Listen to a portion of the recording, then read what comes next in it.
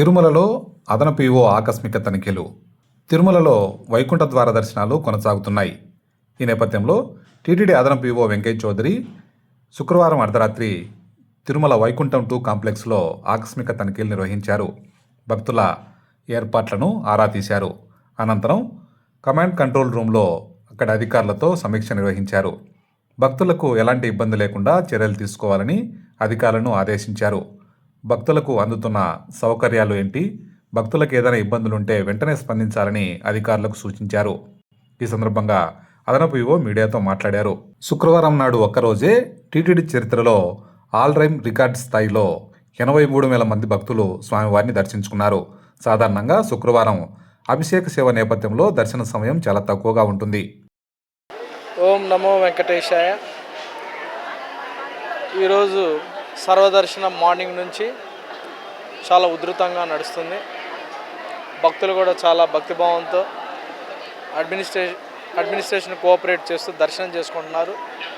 ఉదయం నుంచి temple staff కానీ ఇటు విజిలెన్స్ కానీ పోలీస్ తోటి కోఆర్డినేట్ చేస్తూ ఎప్పటికప్పుడే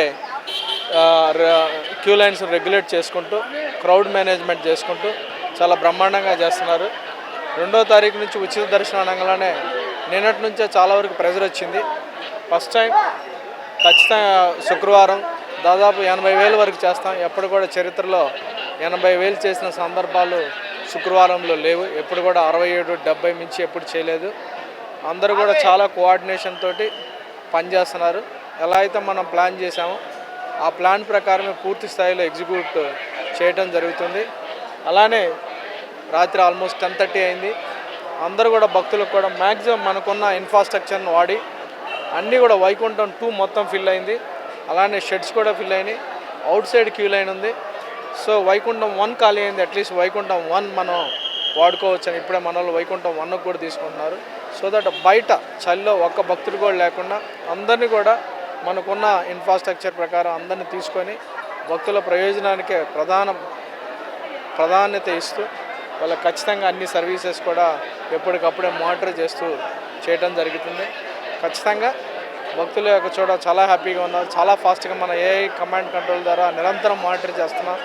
ఎప్పటికప్పుడే ఎంత టైం తీసుకుంటుంది అనేది కూడా మానిటర్ చేసి రిలీజ్ చేయడం జరుగుతుంది.